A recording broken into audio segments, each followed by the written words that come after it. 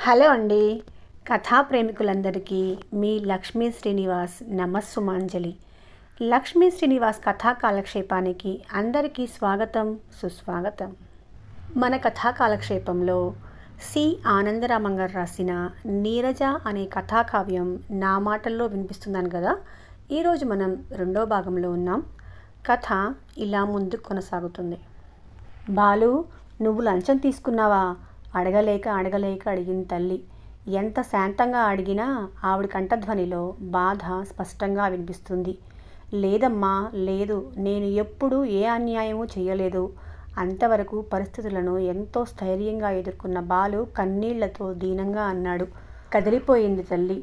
పర్వాలేదులే బాబు, నువ్వు నిజాయితీగా ఉన్నావు, అంతే చాలు. మరొక ఉద్యోగం దొరుకుతుందిలే అంది. కానీ అది అంత తేలిక కాదని బాలు అనుభవంతో తెలుసుకున్నాడు. చేస్తున్న ఉద్యోగం పోగొట్టుకున్నాడు. అది బ్లాక్ మార్కుతో మరొక ఉద్యోగం ఎవరిస్తారు? అతను దారిలో వెళ్తుంటే అదిగో అతని గురించే మన పేపర్లో పడింది, లంచాలు తీసుకోవటం వల్ల ఉద్యోగం పోయిందట అని స్పష్టంగా బాలుకి వినిపించేలాగా చెప్పుకునేవారు. మంచి పని జరిగింది. ఇలా 10 మందికి జరిగితే గానీ దేశంలో లంచగొండితనం పోదు అని సంతోషిస్తూ నీతి నిజాయితీ పట్ల తమకు గల అభిమానాన్ని ప్రకటించుకునేవారు. 3 నెలలు గడిచిపోయాయి. ఉద్యోగం దొరకలేదని బాధ, సమాజంలో వెలివేసినట్టు చూడబడుతున్నానని బాధ, ఆర్థికమైన ఇబ్బందులకు తట్టుకోలేక బాధ, అన్ని బాధలను మించి బాధ, తన తల్లి కళ్ళల్లో దైన్యం చూడలేని బాధ. తట్టుకోలేకపోయాడు బాలు. తిన్నగా రమణ్లాల్ దగ్గరికి వెళ్ళాడు. బాలుని చూసి ఆశ్చర్యపోయాడు రమణ్లాల్. ఇదేమిటి, నా దగ్గరికి ఎందుకు వచ్చారు? మీ మూలంగానే నా ఉద్యోగం పోయింది. ఇప్పుడు నాకు మీరే ఉద్యోగం ఇప్పించాలి. అప్పుడు మీరు నా మాట వినలేదు. ఇప్పుడు నేను మీకు ఎందుకు సహాయం చేస్తాను? మీరు సహాయం చేయగలరు. చేస్తే ఈసారి మీ మాట కాదనను, ఎలాంటిదైనా సరే, ఏ సందర్భంగా అయినా సరే. రమణ్లాల్ కళ్ళు మెరిశాయి. సరిగ్గా ఆలోచించుకొని అంటున్నాను. నేను ఇంతవరకు అబద్ధాలు ఆడలేదు. ఇక ముందు నేను అబద్ధాలే ఆడమంటే ఆడతాను. గుడ్. మీకు నేను ఉద్యోగం ఇవ్వగలను. జీతం కూడా చాలా ఉంటుంది. మీరు ఆశించిన దానికంటే, మీ డిగ్రీతో సంపాదించగలిగిన దానికంటే చాలా చాలా ఎక్కువగా ఉంటుంది. థ్యాంక్స్. ఆగండి. ఈ ఉద్యోగంలో మీరు ఒక చోట స్థిరంగా ఉండరు. ఈ ఊరు నుంచి ఆ ఊరికి తిరుగుతూ ఉండాలి. బాలు ఒక క్షణం సమాధానం చెప్పలేకపోయాడు. ఏం ఇష్టం లేదా? ఇష్టమే. ఊళ్ళ వెంట తిరిగేటప్పుడు మీరు ఒంటరిగానే ఉండాలి. మీకు అప్పుడప్పుడు ఆఫ్ వస్తూ ఉంటుంది. అప్పుడు మాత్రమే కుటుంబాలతో ఉండవచ్చు. తను ఒక్కరోజు కనపడకపోయినా తల్లడిల్లిపోయే తల్లి ముఖం కళ్ళ ముందు మెదిలింది బాలుకి. ఏం ఉద్యోగం వద్దా? కావాలి. మరొక మాట, మీరు ఎక్కడెక్కడ తిరుగుతారో ఆ చిరునామాలన్నీ మీ ఇంట్లో వాళ్ళకి తెలియకూడదు. ఏదో ఒక హోటల్ అడ్రస్ ఇస్తాము, అన్నీ అక్కడి నుంచి జరగాలి. అలాగే ఎక్కడ ఏ కొంచెం హెచ్చుతగ్గు వచ్చినా మీకే ప్రమాదం. ఆ భయం అక్కర్లేదు. మరోసారి ఎలాంటి ప్రమాదంలోనూ చిక్కుకోను. రమణ్లాల్ పకపకా నవ్వాడు. బాలు తల్లికి బాలు ఉద్యోగం ఏ విధంగానూ సంతోషాన్ని కలిగించలేదు. నిన్ను విడిచి నేను ఉండలేను బాలు అంది కన్నీళ్లతో. తరచూ సెలవులు వస్తూ ఉంటాయమ్మా, అప్పుడు మనం కలిసే ఉండవచ్చును. ఏమో, కృంగిపోతూ అంది. అంతకంటే కృంగిపోతున్నాడు బాలు. అమ్మా, నువ్వు గట్టిగా వద్దు అంటే నేను వెళ్ళను. ఈ ఉద్యోగం కూడా వదులుకోమని అనకు. వద్దు వద్దు, ఇది వదులుకోకు, వెంటనే చేరిపో. నువ్వన్నట్లు సెలవులు ఇవ్వగానే కలుసుకోవచ్చును. ఆలోచనలు అన్నింటికీ స్వస్తి చెప్పి రమణ్లాల్ దగ్గరికి వచ్చేశాడు బాలు. రమణ్లాల్కు స్మగ్లింగ్ వ్యాపారాలు చాలా ఉన్నాయి. ఆ గ్యాంగ్లో బాలును కూడా చేర్చుకున్నాడు. విషయం అర్థమయ్యాక కూడా బాలు పెద్దగా బాధపడలేదు. మంచికి చెడ్డకి అతనికి భేదం లేకుండా పోయింది. అతను చాలా డబ్బు సంపాదిస్తాడు. తన తల్లిని చివరి రోజుల్లోనైనా సుఖపెడతాడు. అది చాలు. తన చేతికి డబ్బు రాగానే తల్లికి మనీ ఆర్డర్ చేశాడు. ఇంచుమించు 1 నెల రోజుల తర్వాత ఆ మనీ ఆర్డర్ బాలుకే తిరిగి వచ్చింది. నిర్ఘాంతపోయాడు బాలు. ఏమైపోయింది తన తల్లి? ఇంటికి వెళ్ళాడు. తను వెళ్ళగానే తల్లికి జబ్బు చేసిందని మేనమామ తీసుకెళ్లాడని తెలిసింది. హోటల్ వాళ్ళకి మేనమామ అడ్రస్ తెలియదు. తెలుసుకోవలసిన అవసరం వాళ్ళకు లేదు. అందుకే డబ్బు తిరిగి వచ్చింది. మేనమామ దగ్గరికి వెళ్ళాడు. బాలుని చూస్తూనే మండిపడ్డాడు మేనమామ. ఆహా, ఏం సుపుత్రుడురా నాయనా, ఎంత తీరిగ్గా వచ్చావు అన్నాడు. అమ్మ ఏది? ఇంకెక్కడి అమ్మా? తల్లి చావు బ్రతుకులలో ఉంటే పత్తా తెలియకుండా పోయావు. ఏం ఉద్యోగం రా, బోడి ఉద్యోగం. మీ అమ్మ నిన్ను కలవరించి ప్రాణాలు వదిలింది. చివరికి కర్మలు కూడా నేను చేయవలసి వచ్చింది. అమ్మ చచ్చిపోయింది. బాలు మనసు హోరుమంటుంది. అతనికి కన్నీళ్లు కూడా రావటం లేదు. అలా కూర్చున్నాడు. మేనమామ కంగారు పడి కుదుపుతూ బాలు అన్నాడు. అమ్మ ఎలా పోయింది? దరిద్రులంతా ఎలా పోతారో అలాగే. 2-3 నెలలుగా నీకు ఉద్యోగం లేదంటగా. ఉన్నదేదో నీకు పెట్టి తను ఉపవాసాలు చేసి ఉంటుంది. బాగా నీరసించింది. గుండె నొప్పి వచ్చింది. దానికి తోడు నీకోసం మనోవ్యధ. బాలు కూర్చున్న చోటు నుంచి లేచి బయలుదేరాడు. ఎక్కడికిరా అన్నాడు మేనమామ. వెనక్కి తిరగకుండానే శ్మశానానికి అన్నాడు బాలు. మేనమామ విసుక్కొని ఊరుకున్నాడు. బాలు శ్మశానంలో తన తల్లి తగలబడిన చోటు చూశాడు. అక్కడి మంటలను చూస్తూ అక్కడే కూర్చుండిపోయాడు. మర్నాడు పీకుపోయిన ముఖంతో ఇంటికి వచ్చిన బాలును చూసి స్నానం చేసి భోజనానికి రా అన్నాడు మేనమామ ముఖం చిట్లిస్తూ. నేను వెళ్ళిపోతున్నాను. వెళ్ళు. చిన్న మాట. స్నానం చేయకుండా నేను నిన్ను ముట్టుకోను. ముట్టుకోకుండా ఈ డబ్బు తీసుకో. డబ్బు మాట వినగానే మేనమామ గబాలన ముందుకు వచ్చాడు. డబ్బుకు మైల లేదు. బాలు ఇచ్చిన డబ్బు ఆత్రంగా లెక్కపెట్టుకొని నిర్ఘాంతపోయాడు. 2000. వద్దురా బాలు, నా మీద ఇంత అభిమానం చూపించకు. అందుకు నేను అర్హుణ్ణి కాను. నా తల్లిని చివరి రోజుల్లో ఆదుకున్నావు. అంతకంటే ఏం చెయ్యాలి మామయ్య? ఒరే బాలు, నీ ముందు అబద్ధమాడలేకపోతున్నాన్రా. మీ అమ్మను, నా చెల్లెల్ని నేనేం ఆదుకున్నాన్రా? దానికి పళ్ళు పాలు టానిక్లు ఇచ్చి మంచి వైద్యం చేయిస్తే బ్రతికేదేమో. అవన్నీ నేనెక్కడ తేగలనురా? అయితే అమ్మ పోషణ లేక సరి అయిన వైద్యం లేక చచ్చిపోయిందంటావా మామయ్య? అక్షరాల అంతేరా. చచ్చిన దాని మీద అబద్ధాలాడి నీ డబ్బు గుంజుకోలేను. నీ డబ్బు నువ్వే తీసుకో. వద్దులే మామయ్య, ఉంచుకో. ఆ డబ్బు దగ్గర పెట్టుకొని నేను బతకలేను. ఎంత మంచివాడివిరా. ఆ మాట మాత్రం అనకు మామయ్య, కసురుతున్నట్లు అని చరచరా వెళ్ళిపోయాడు బాలు. ఎవరైనా తనను మంచివాడు అంటే మాత్రం సహించలేడు. సుశీల మళ్ళీ ఆ మాట అనగానే, నీకు తెలియదు, నేను చాలా దుర్మార్గుణ్ణి అన్నాడు. నేను నమ్మను. ఒకవేళ మీరు ఏదైనా కాని పని చేసినా అది పరిస్థితుల ప్రభావం వల్ల కావచ్చు. విరగబడి నవ్వాడు బాలు. మై డియర్, మంచివాడు అని తేలిగ్గా అనేస్తారు. మంచివాడు కావటం మామూలు కాదు. అందుకు చాలా చాలా శక్తి కావాలి. పరిస్థితులు సవ్యంగా ఉంటే అందరూ మంచివాళ్లే. ప్రతికూలించినప్పుడే వ్యక్తిత్వాలు పరీక్షకు వచ్చేది.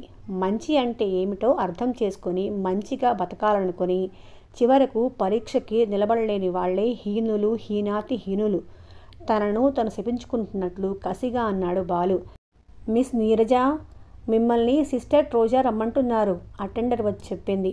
టీచర్స్ రూమ్లో కూర్చొని పిల్లల హోంవర్కులు చూస్తున్న నీరజ ఆశ్చర్యంగా నన్నా అంది. సిస్టర్ రోజా ఆ కాన్వెంట్లో హెడ్ మిస్ట్రెస్గా ఉన్నారు. తగినంత ప్రత్యేకమైన కారణం ఉంటే తప్ప తన గదిలోకి ఎవరినీ పిలిపించుకోదు. మిమ్మల్ని, నాకు చెవులు లేదు చిరాగ్గా అని వెళ్ళిపోయింది అటెండర్.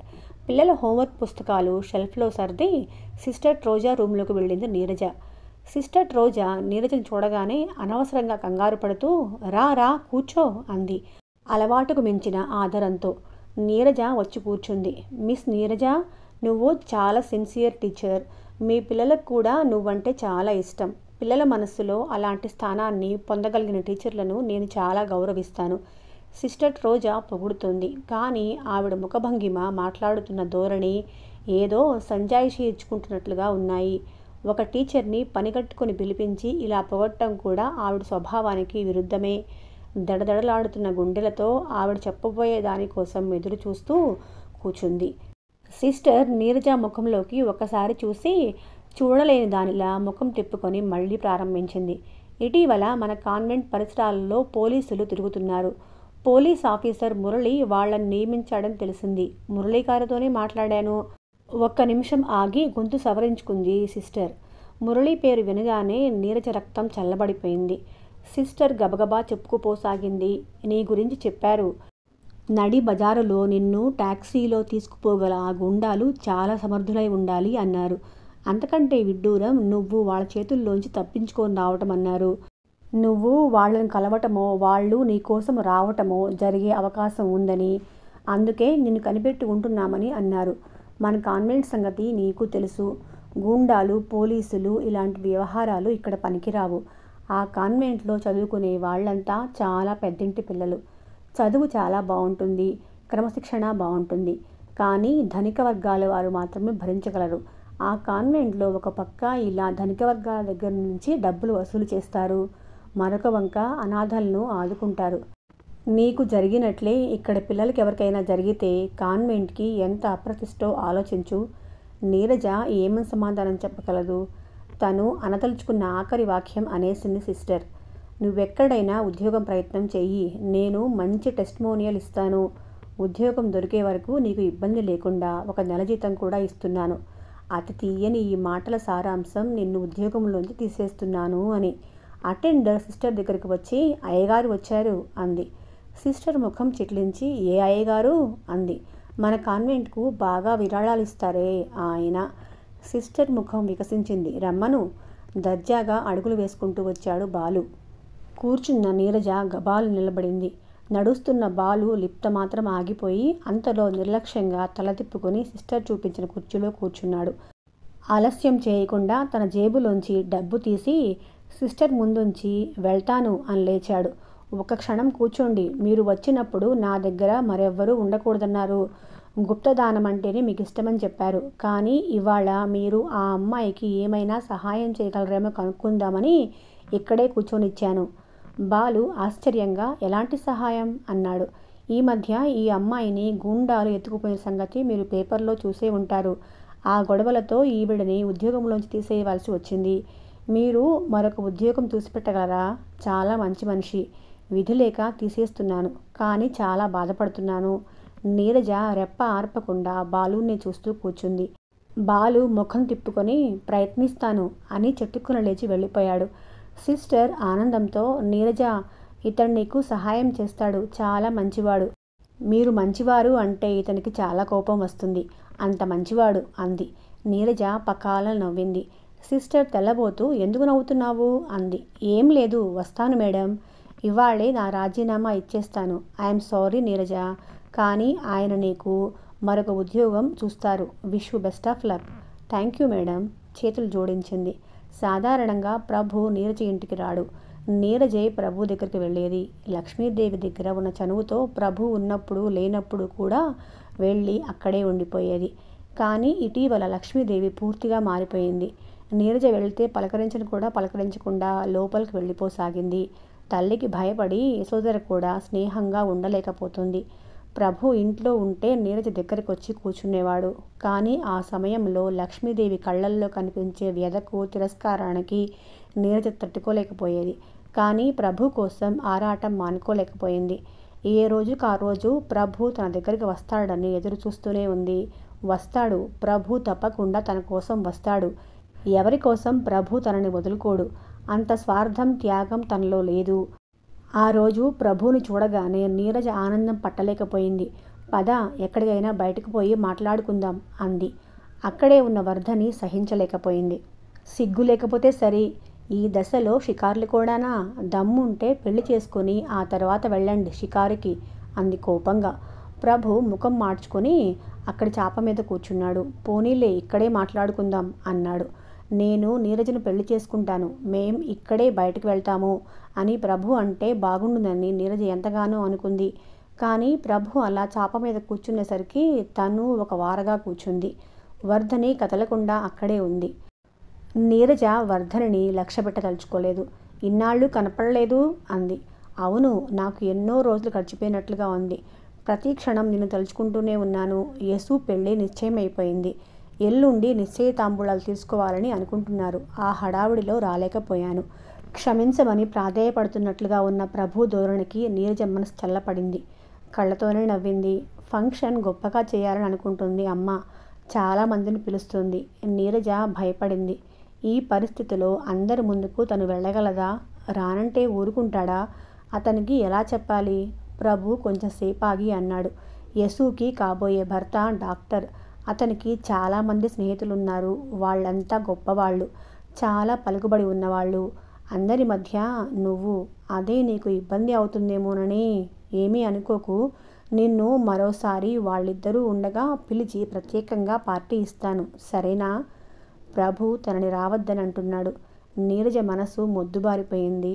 నీరజ ముఖం చూస్తూ తడబడ్డాడు ప్రభు. నీరజ, నువ్వు రా. అందుకు కాదు, నేను నీకోసమే. పర్వాలేదు ప్రభు, నేను రానులే. శాంతంగా అంది నీరజ. ప్రభుకి ఇంక మాటలు దొరకలేదు. మళ్ళీ వస్తాను అని వెళ్ళిపోయాడు. వాళ్ళంతా గొప్పవాళ్ళు, పలుకుబడి ఉన్నవాళ్ళు, వాళ్ళ మధ్యకు నువ్వు రావద్దు. ఈ మాటలు హోరుమంటున్నాయి నీరజ మనసులో. నీరజ మనసులో ఘోషను మించి వెరగబడి నవ్వింది వర్ధని. ఆహా, ఏం ప్రేమ, ఏం అనురాగం! నలుగురిలో తనకు తెలిసిన మనిషి అని చెప్పుకోలేకపోతున్నాడు. ఇక పెళ్లి చేసుకుంటాడు, నమ్మవలసిందే. ఎంత ఆనందం ఆ వికటాట్టహాసంలో! కరెంటు పోయింది. వీధిలో విద్యుత్ దీపాలు కూడా ఆరిపోయాయి. రాత్రి 10 గంటల సమయంలో ఒంటరిగా నిలబడిన నీరజకు భయం వేసింది. నీరజ అన్న చిరపరిచితమైన పిలుపు వినిపించింది. ఆ పిలుపు నీరజ మనసులో పేరుకునే దుఃఖాలన్నింటినీ క్షణాల్లో కరిగించగలిగిన ఆ పిలుపు నీరజ మనసులో భయాన్ని ఎగరగొట్టి మరేదో లోకాల్లోకి తీసుకుపోయింది. ప్రభు నీరజ పక్కన నుంచొని నీరజ చేతిని పట్టుకొని, నీరజ అన్నాడు మళ్ళీ. ఇంత చీకట్లో నన్ను ఎలా గుర్తుపట్టావు? దాదాపు 2 గంటల నుంచి నీకోసం రోడ్డు మీద కాచుకొని ఉన్నాను. ఎందుకు? అది తెలియకనే. నన్ను ఎందుకు ఇలా తప్పుకు తిరుగుతున్నావో చెప్పు. నీకు అడ్డు రాకూడదనుకున్నాను. పచ్చి అబద్ధం. అనుక్షణం నా ఊహలకు, చివరికి నా ఊపిరికి అడ్డుపడుతూనే ఉన్నావు. నీరజ నవ్వింది. ముందు ఇది చెప్పు. నేను క్లబ్లో రిసెప్షనిస్ట్గా జాయిన్ అయ్యాను, తెలుసా?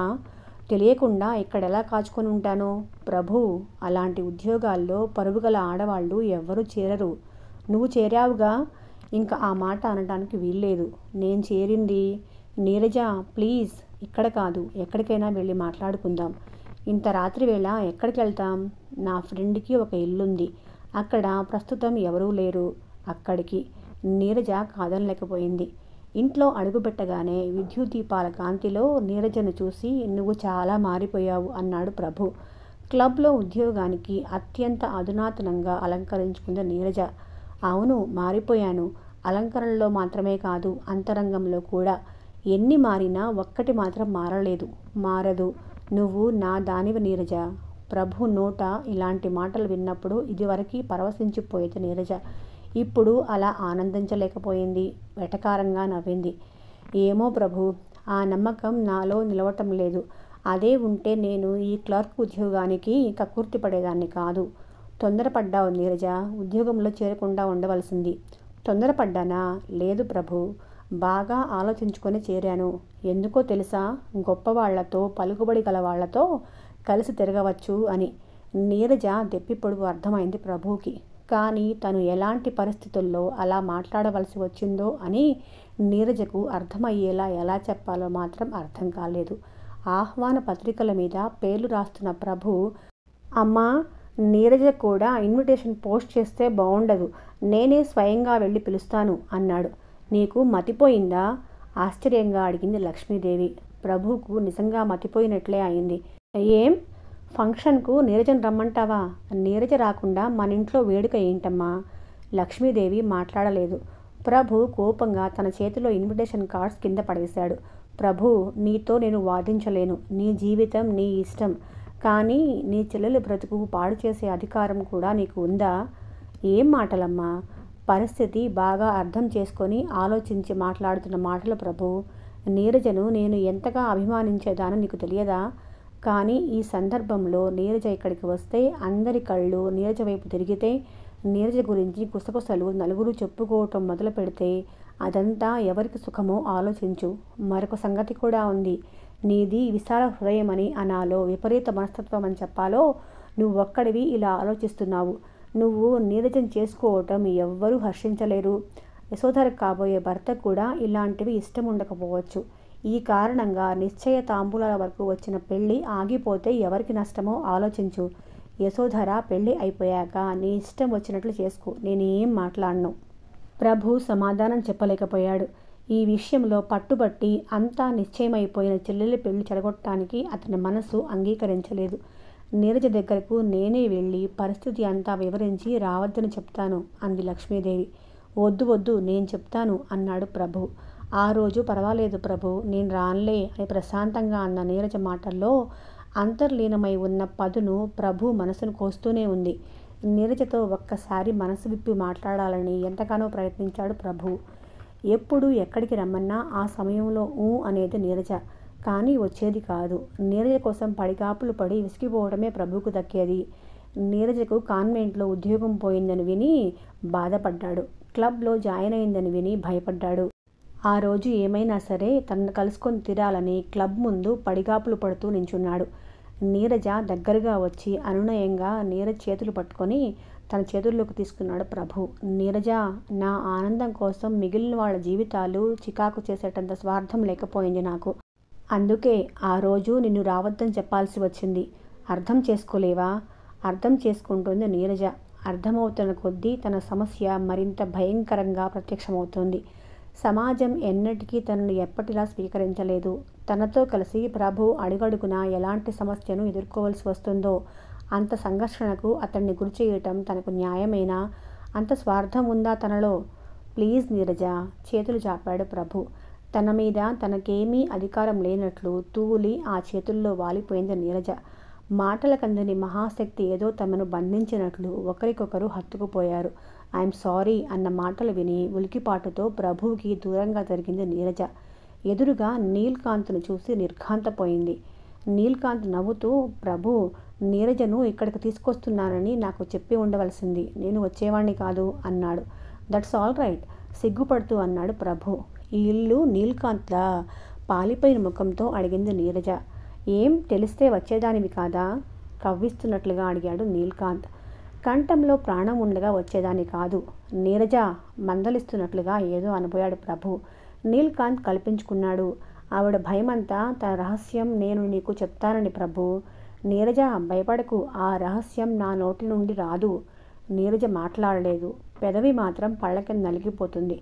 ప్రభు ముఖం జేవురించింది. నీరజ, నా దగ్గర రహస్యంగా ఉంచవలసిన విషయాలు ఏవీ లేవు. భయపడవలసిన అవసరం అసలే లేదు. అదేమిటో చెప్పు నీల్కాంత్. నేను చెప్పలేను ప్రభు. నీరజనే అడుగు.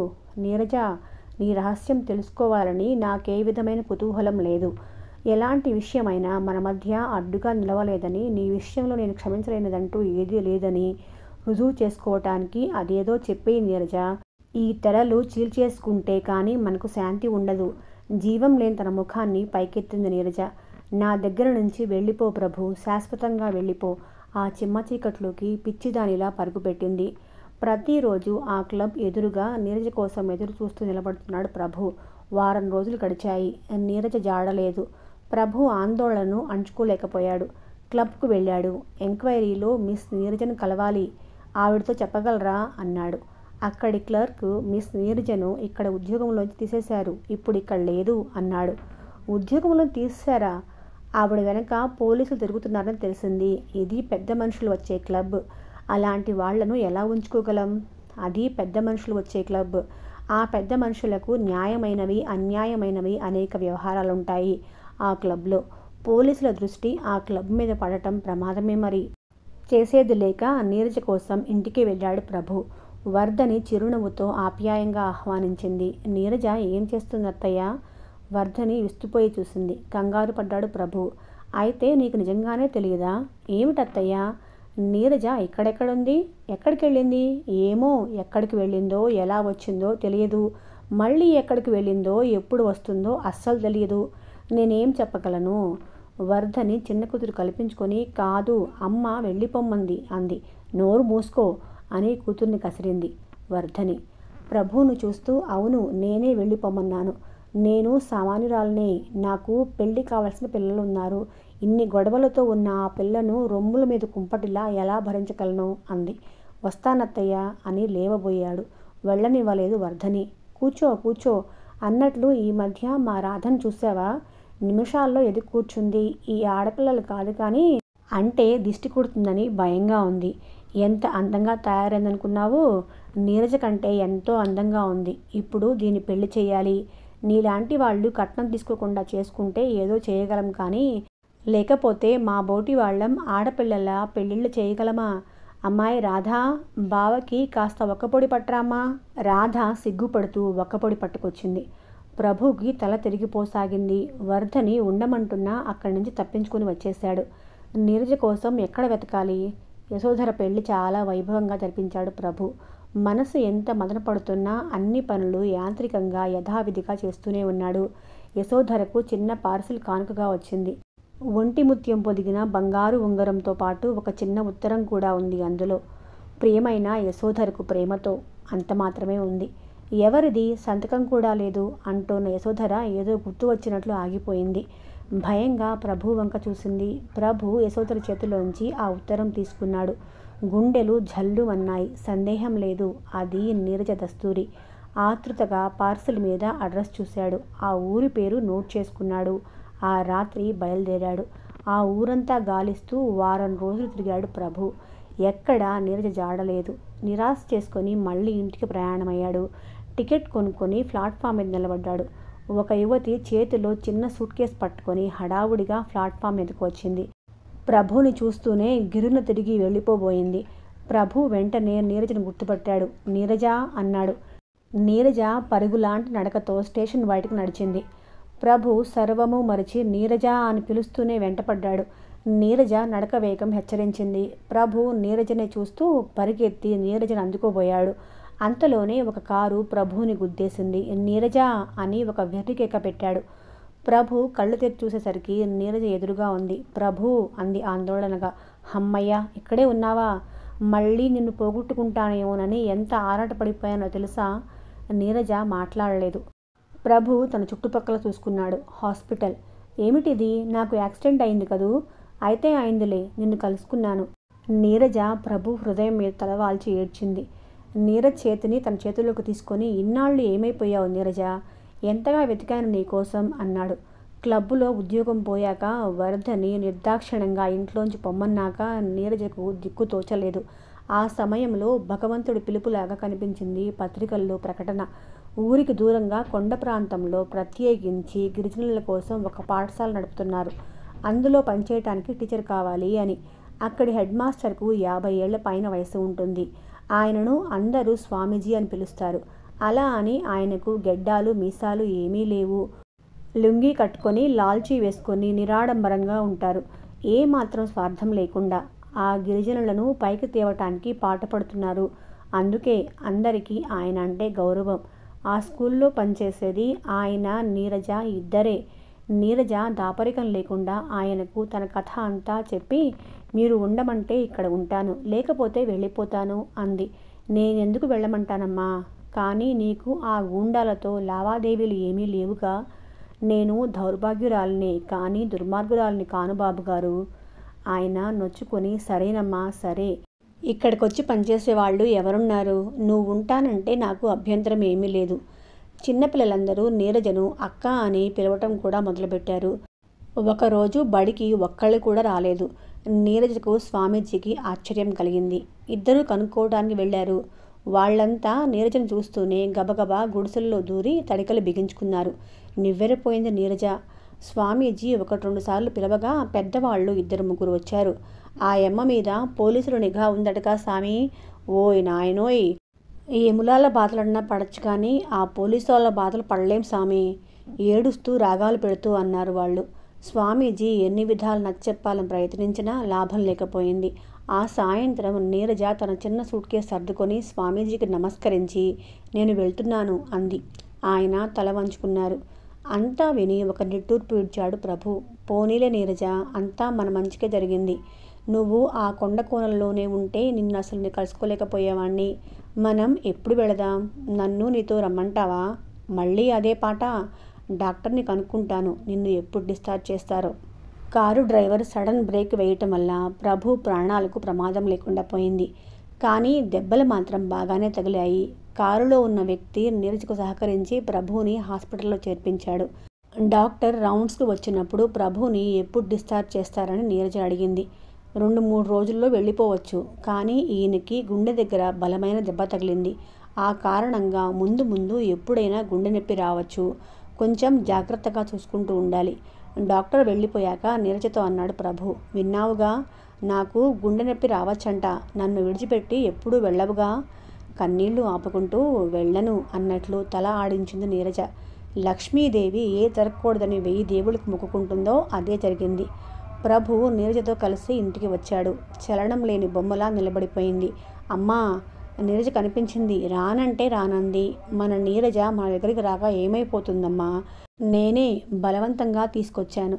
పేలవమైన నవ్వుతో సంజాయిషి ఇచ్చుకుంటున్నట్లు నచ్చ చెప్తున్నట్లు ఏదో అనబోతున్న ప్రభు మాటలు లక్ష్మీదేవి గిర్రున తిరిగి లోపలికి వెళ్ళిపోవటంతో ఆగిపోయాయి. దిగులుగా తనను చూసే నీరజ్ చెయ్యి గట్టిగా పట్టుకొని లోపలికి నడిపించుకొని వెళ్ళాడు ప్రభు. క్షణాల్లో నీరజ్ అక్కడికి వచ్చిన వార్త చుట్టుపక్కల ఇళ్లకు వ్యాపించింది. అందరూ చేస్తున్న పనులు అలాగే వదిలేసి లక్ష్మీదేవి ఇంటికి చేరుకున్నారు. నీరజ గదిలోకి పారిపోయి తలుపు గట్టిగా బిగించుకుంది. అమ్మలక్కలకు లక్ష్మీదేవి మాత్రమే దొరికింది. ఇదేమిటి లక్ష్మీదేవి, ఇంత బతుకు బతికి దాన్ని కోడలుగా తెచ్చుకుంటావా? ఇంకా ఈ ఇంటి పరువు ప్రతిష్టల సంగతి సరేలే, ముందు ప్రాణమానాల సంగతి ఆలోచించుకోండి. దానికోసం ఆ గుండాలు ఇంటి మీద కూడా పడితే మీ గతేమిటి? ఎందుకైనా మంచిది దాన్ని నీ కొడుకు గదిలోకి రానియకు. ఇంకా నయం, ఇప్పుడు అది ఉన్నది ఎక్కడనుకుంటున్నావు? ఏమిటి, ఇంకా పెళ్లి కాకుండానే ఇద్దరు ఒకే గదిలో ఉంటున్నారా? సరేలే, దానికి పెళ్ళి కార్యం ఇవన్నీ తక్కువయ్యాయా? అన్నీ వింటూ శిలలా కూర్చుంది లక్ష్మీదేవి. వచ్చిన వాళ్ళెవ్వరికీ సమాధానంగా ఏమీ చెప్పలేదు. అయ్యో లక్ష్మీదేవి, నీ బ్రతుకు ఇంతకు దిగజారిందే తల్లి అంటూ లక్ష్మీదేవిని కౌగిలించుకొని బావురుమంది ఒక ఆవిడ. లక్ష్మీదేవి అతి ప్రయత్నం మీద ఆ కౌగిలి వదిలించుకొని కాస్త దూరంగా జరిగి కూర్చుంది. పర్వాలేదులే, ఇప్పుడేదో మోజులో దాన్ని తీసుకొచ్చాడే కానీ ఈ మోజు నిలుస్తుందా పాడా? 4 రోజులు పోతే తను చేసిన దానికి తనే పశ్చాత్తాపపడి దాని దారిన దాన్ని తన్ని పంపించేస్తాడు. అప్పుడు లక్షణంగా మరో సంబంధం చూసి పెళ్లి చేయొచ్చు. ఆశాభావం వ్యక్తం చేస్తూ ఓదార్పుగా అంది మరొక వ్యక్తి. లక్ష్మీదేవి దగ్గర నుంచి తగినంత ప్రోత్సాహం రాకపోవటంతో విసిగి వెళ్ళిపోయారు అమ్మలక్కలు. నీరజ అప్పు చేస్తుంటే బలవంతాన నిగ్రహించుకుంటూ లోపల కూర్చున్న ప్రభు విసురుగా బయటకొచ్చాడు. తల్లి ముఖం చూడగానే అతని విసురంతా ఎక్కడిదక్కడ ఎగిరిపోయింది.